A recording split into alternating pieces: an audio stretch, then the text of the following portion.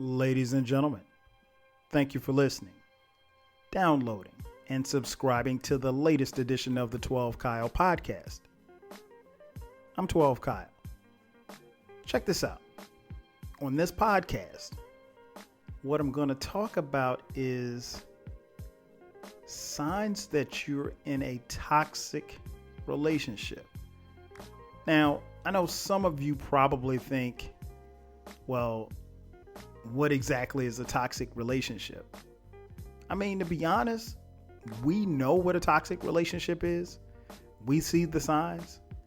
And sometimes, and more often than not, we just choose to ignore them.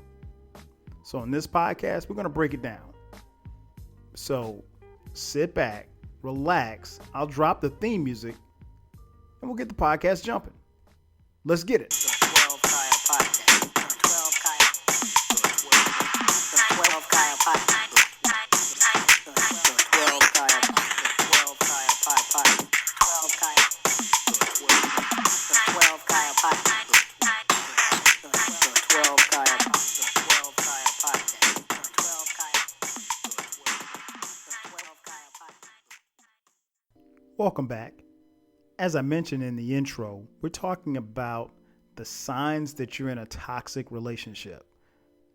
And again, I think it's, for a lot of people, it can be pretty obvious that they're, in a toxic relationship, but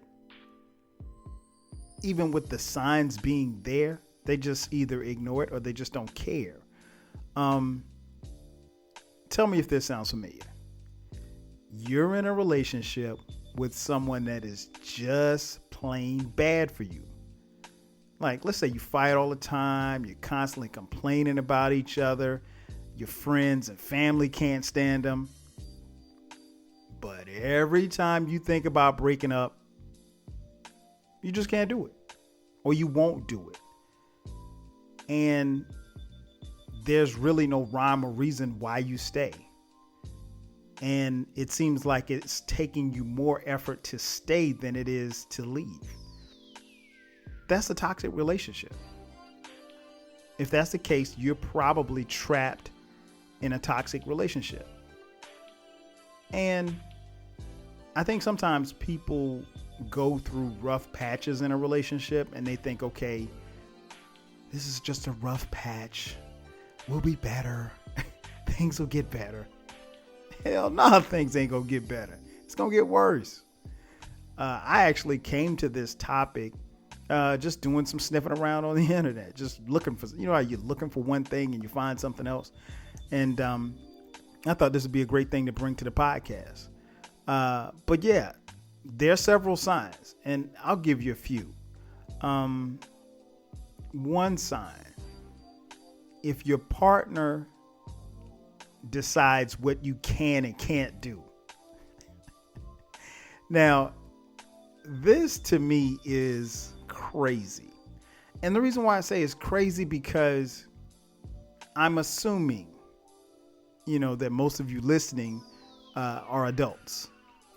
Because I don't think any young kids listen to this podcast. But if you do, stick around. You might learn something. Anyway, I just can't see me telling another grown person what they can and can't do. I'm married, right? And so even in being married, I don't tell my wife like, yo, you can't do that.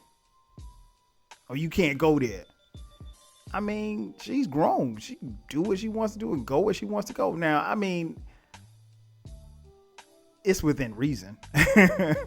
And the same goes for me. Like, it's about a level of respect. But I think when you're jealous or you're angry or you're suspicious about where somebody's going or what they're doing, and you feel the need to tell them when and where they can and can't go, or what they can and can't do, that's a genuine sign that you're in a toxic relationship. Case in point, I had a friend. Well, I won't call him a friend. I had an associate. He was a relative of a friend of mine, right? So me and my homeboy, we're going out. And so we go out, and this is my homeboy's cousin. I'll tell you that much, because he ain't gonna listen to the podcast. So anyway, this is like, I mean, we were probably like, he's probably at this time maybe 30. You know, he's married, couple kids, you know, house, job. He got, you know, the American dream, if you will. And so me and my homeboy, his cousin, you know, we're rolling out. Now we're not, I roll with my homeboy to his cousin's house. You know, we're just going over there just to kick it. And so we go over there, we sit around kicking and watching TV or whatever like that. And then at some point during us kicking it, you know, somebody, I think either me or my homeboy said like, yo, we need to go to the store to get something to drink. And so it's like, all right, cool. So we'll just, you know, the liquor store wasn't too far away. So we was like, we're going to go to the liquor store. And then we got the idea of, you know, since we're out, we might as well, you know, go to the grocery store, get some charcoal, throw some ribs on the grill, you know, and ribs and burgers on the grill, you know, just make it just a little, you know, a little cookout or whatever. So we was like, all right, bet.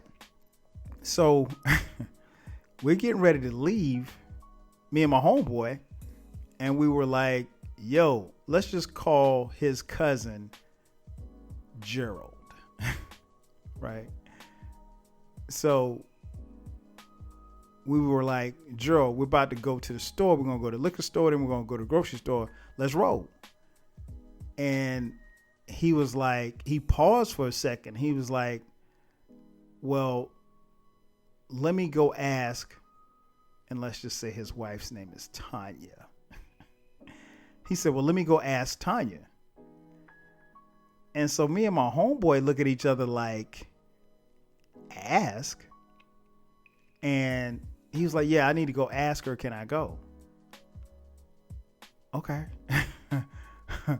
Okay, bro. If you know, if that's your steez and that's how y'all kick it, I mean, I guess. But I mean, you're a 30-year-old grown ass man. I don't understand why you got to ask your wife to go to the grocery store and liquor store. So anyway, he goes in the other room and he's gone for like, I don't know, the better part of like 10 minutes. And so we're standing there, literally standing at the door waiting on him to go. And he's still not back. You know, we thought he was getting dressed or changing clothes or whatever. So we were like, all right, let's go get in the car. So we got in the car. We went in the driveway, car cranked up, waiting on him. He comes outside and he has this look on his face. And he says to us, Tanya said I can't go. What the hell? Bruh, come on, man. Your old lady don't want you to go to the grocery. She said that you can't go to the grocery store and to the liquor store. Man, if you don't get your ass in this car. So we were like dumbfounded, but he ended up staying. And like, I quickly learned, you know, a lot about his marriage, that, you know, his wife, if she wasn't cool with where he was going or what he was doing, she dictated and told him everything that he could and could not do. And, you know, that was, it was a point of contention for my boy, because that's his cousin. And he was just like, yo, we weren't raised like this. And I was like, I've never seen anything like that before in my life. But, you know, I don't know. I think deep down, his wife didn't trust my homeboy because she felt like we would probably go to the liquor store, then the grocery store, and then the strip club. I mean, like, who does that? Who goes to the liquor store, the grocery store, and the strip club? But like, she didn't trust him. Like, so they went everywhere together, and she was very jealous, very controlling. She had anxiety issues, and all of this created, you know, a very toxic relationship. And this was, you know, this became a point of contention for the two of them, meaning my homeboy and Gerald. So That's a sign. When you see stuff like that, when you see people are in a position where they want to decide what you can and can't do, that's a sign that you're in a toxic relationship. Another sign, if your partner isn't encouraging you to grow as a person, I think this is very key. I think most of you who listen to this podcast are probably somewhere between, 25 and 55, right? So you're either becoming who you are or growing into who you are. You know who the hell you are. So I think being able to grow in a relationship is paramount. Being able to grow in a marriage is paramount. I think not only should you grow individually, but you also have to grow as a couple, as a partnership. In a healthy relationship, that's what you want to happen. That's what should happen in a healthy relationship. But when your partner when they aren't encouraging you to grow as a person, then that could be signs. Case in point, if let's say the man in the relationship is, he has a college degree, right? And his wife has a college degree. And then let's say that she wants to pursue a master's degree. Honestly, he should encourage that. He shouldn't be on some, no, I don't want you to go back to school because, then you'll have more degrees than me and you'll make more money than me. Don't laugh. Don't laugh. I've actually heard men say this. Not anybody I was tight with, but I've actually heard someone say this. And so you have to get in the habit of, being there for support and then encouraging them, not just to grow individually, but not just to grow, from within, but to grow mentally and spiritually, in all aspects of growth. You should encourage that in your partner, no matter what. And that's what happens in healthy relationships. However, in a toxic relationship, your self-improvement is often viewed as a threat, right? So if you feel like let's say, if you feel like your partner learning a new language is a threat, that they'll pick up a new skill and then that'll make them more marketable, not only to jobs, but maybe you might feel like, okay, if he can speak Spanish, maybe he's going to be out there hollering at women who speak Spanish. I don't know. I mean, that's how people, as crazy as it sounds, that's how people think. So if your partner mocks you or dismisses the idea that you should grow, and they're not interested in supporting your personal growth, then, that's a sign that you're in a toxic relationship. And it's really a sign that it's probably time for you to get the hell on. It is. Another sign, and I think this is obvious and it goes without saying, if they don't respect you, that is a sign that you're in a toxic relationship. I would say that respect is one of the foundation pillars of any relationship. And if there is disrespect in a relationship, it's not going to last. I mean, I don't care if you're just dating. I don't care if you're in a serious relationship. I don't care if you're engaged. I don't care if you're married. Respect goes a long way. And I mean, obviously, first it starts with self-respect, but you have to respect your partner. Bottom line, if you don't respect your partner, then, there's going to be problems. And honestly, a pattern of disrespect what it does is it tends to wear the other person down, and it creates anxiety. And then the person, kind of dreads being around you. Can you imagine being in a relationship and not wanting to be around the other person? I mean, like, what kind of relationship is that? Now, I'm not going to tell you that that there are times where you can get mad at someone or get upset with someone and then not want to be around them. I'm not saying that at all. We've all been there, myself included. But no, that's not what it is. That's not the move. When that's a pattern of disrespect. And the disrespect can be anything. And we all know what disrespect is in a relationship. And, when you're going through that, and more importantly, when you're putting your partner through that, that's a sign that it's a toxic relationship. And you really should run, because I think in general, and I can't speak necessarily for women, but I think for men, and I won't say all men, but I think some men, if they're able to get away with the disrespect, it ain't gonna stop. You know what I'm saying? I mean, like, if you feel like as a guy, as a man, that you could say the most foul, ill, disrespectful shit to your woman or your man, if you will, that's not going to get any better. Like, that gets progressively worse over time. It's almost like, hitting somebody. If you slap somebody, odds are likely, if you slap your partner, odds are likely you're going to slap them again. So, and I mean, that goes without saying, letting you know that that's a toxic relationship. So we don't even have to get into that.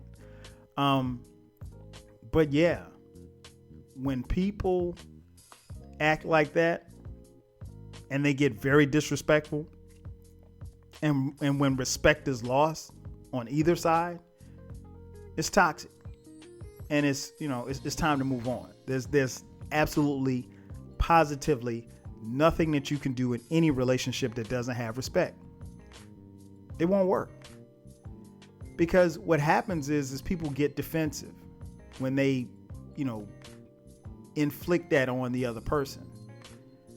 And, defensiveness is a killer. It basically keeps us from solving problems and relationships, and the problems keep coming and keep coming and keep coming. It never ends. And so you got to have respect. I mean, you got to have trust. But again, I think respect is one of the key pillars into any relationship. If you don't have respect, quite frankly, you don't have a relationship. Another sign that you're in a toxic relationship is when the other person, your partner, uses sex as a form of manipulation. This ain't cool. I mean, none of them are cool, but I think this happens probably more than you think that it does. If someone uses sex to manipulate the relationship, maybe they're withholding sex, and maybe they feel like they're going to withhold sex to achieve some type of goal. That's a classic sign of a toxic relationship. And now, don't get me wrong. It's understandable that if you get upset with your partner, you can get mad, you can fuss, whatever like that. That happens. That doesn't mean that you don't care about their feelings. But if you're in a serious relationship, or if you're in a marriage, and it comes to the point where you're like, okay, you've made me so upset that I'm going to withhold sex from you, one or two things are going to happen. Either the other person is going to get real, and let's say you make this perfectly clear, we ain't getting down, right?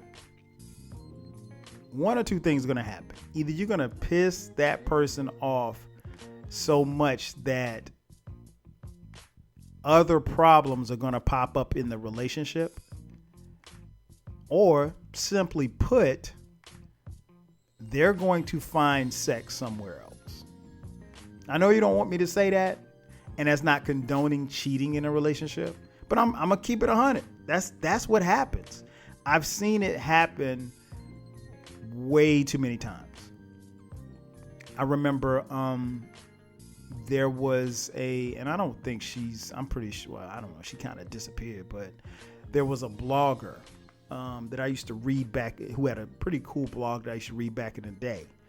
And she talked about that. She talked about how, things had gotten so bad in her relationship and she'd been dating this guy for like 2 years or whatever.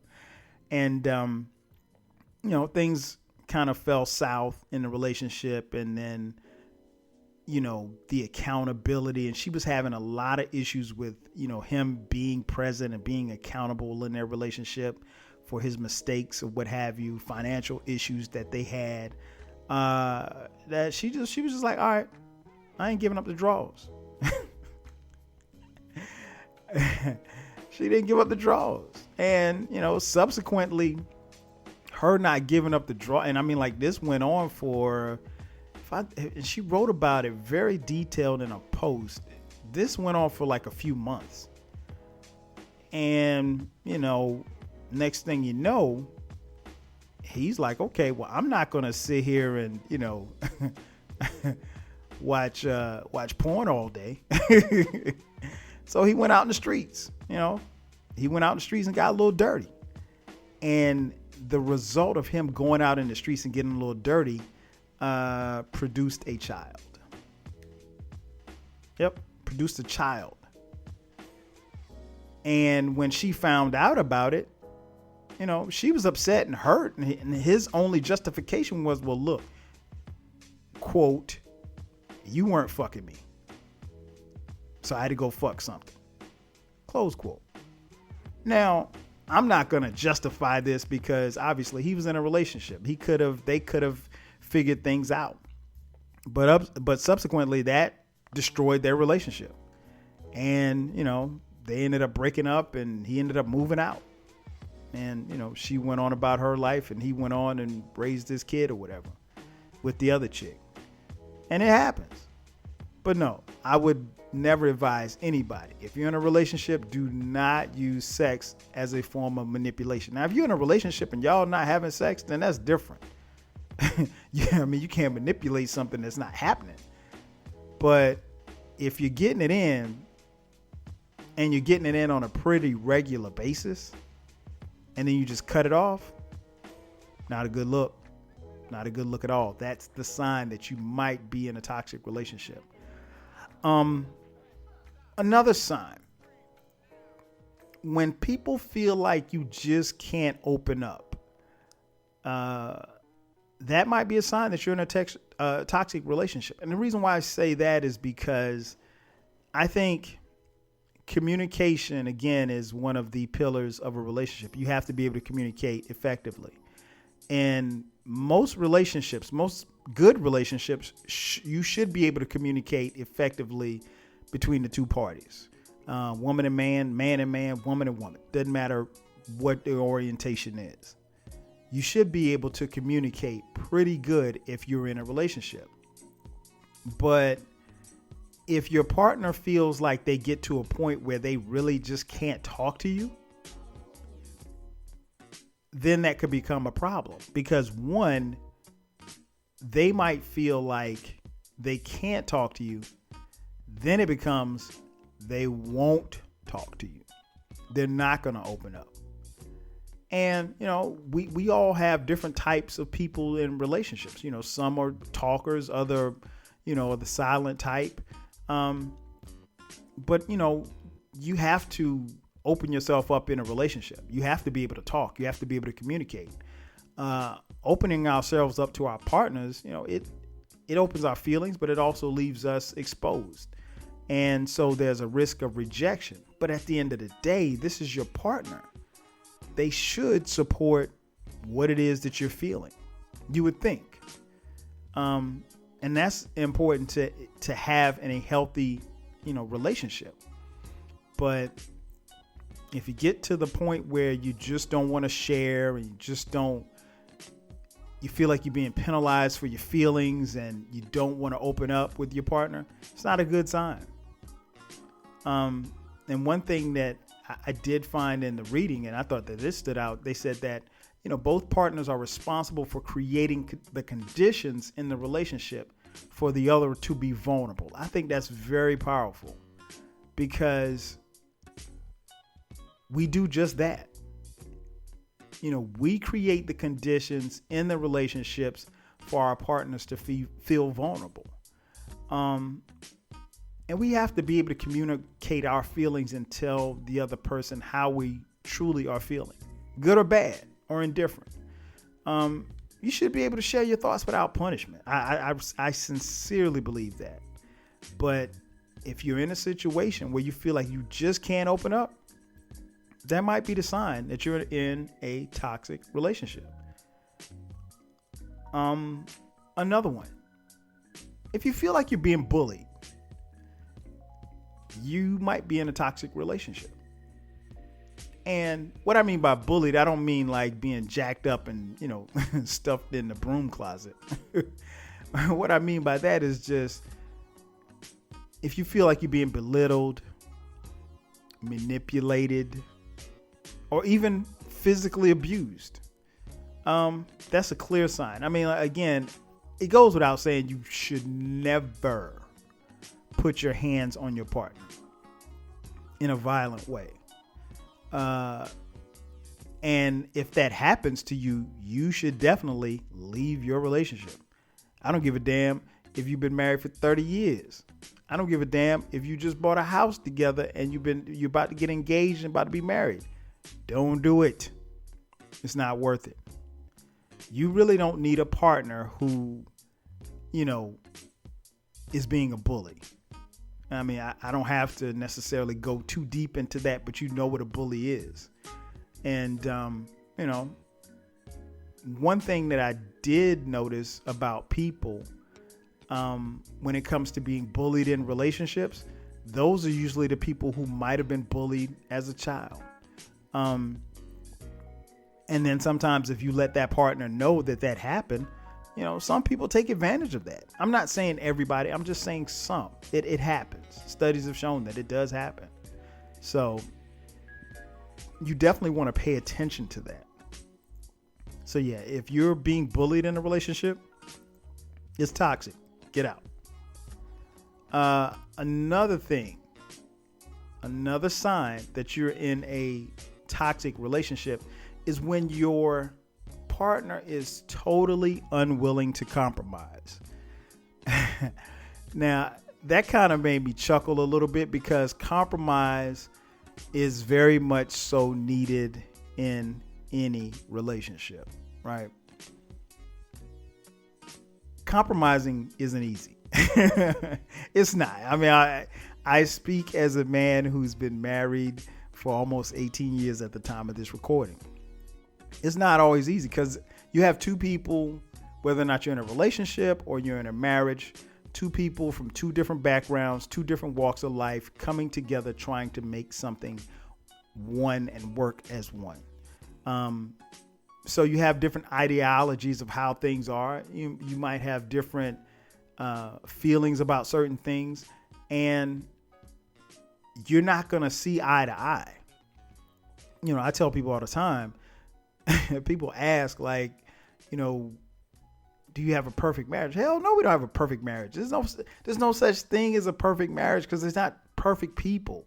We're two people who make mistakes. We make the mistakes, but we try not to make the same mistakes. You can have a good marriage. You can have a great marriage. You can have a sorry marriage. You can have a terrible marriage.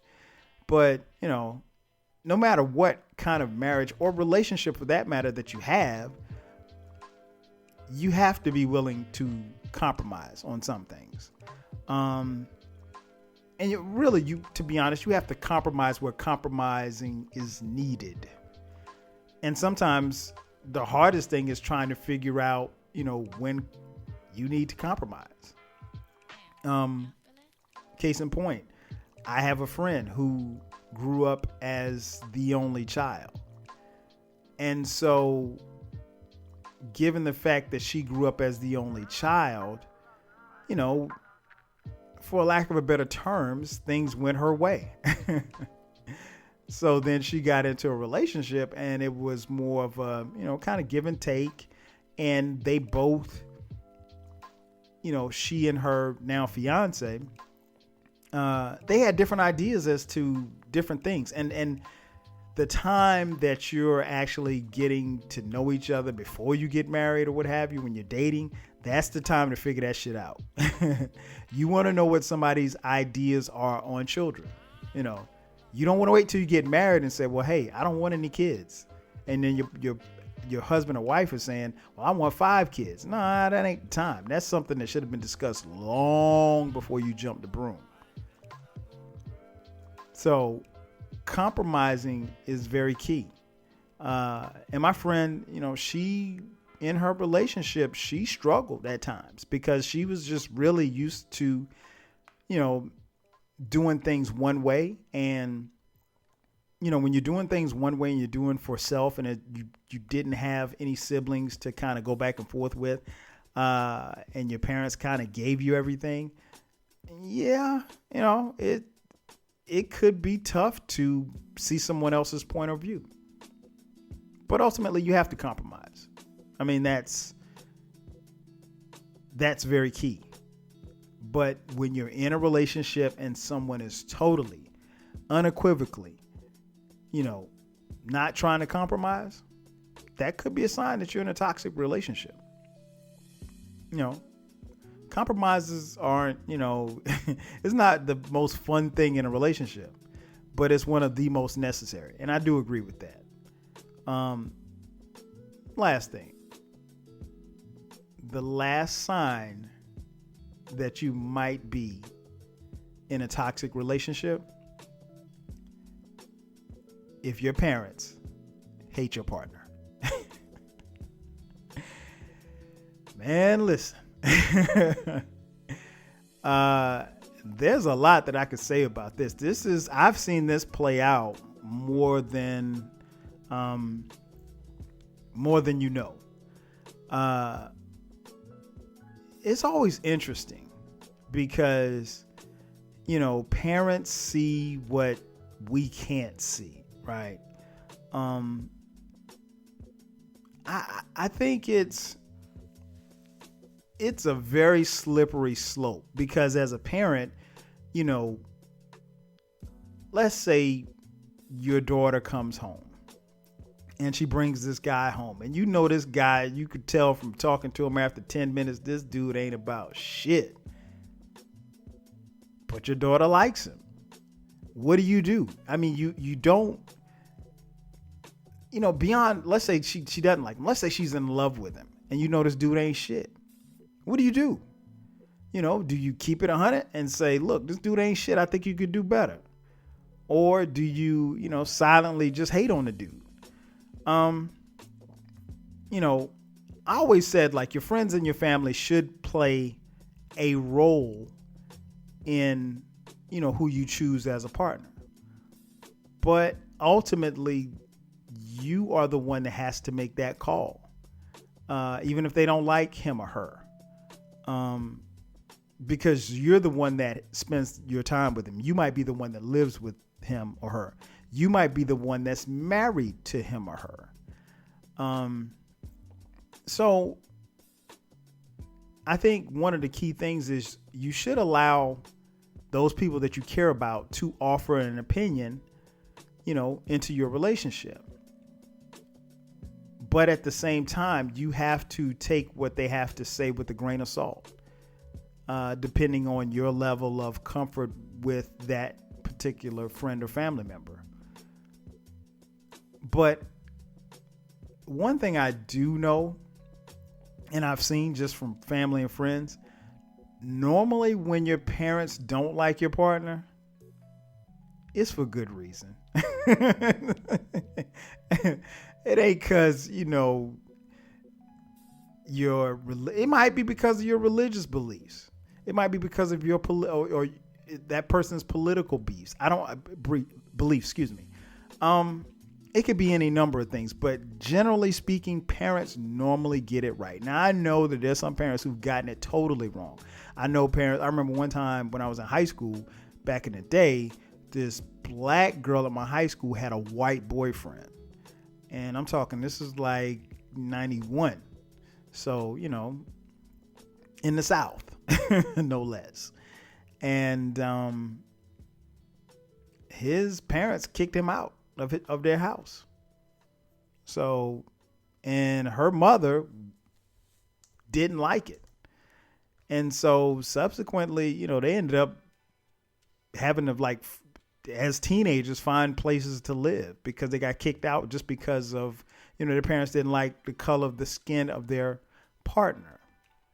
And so, it happens. I'm not saying that that's right or that's what you should do, but I mean, that's the way that they felt.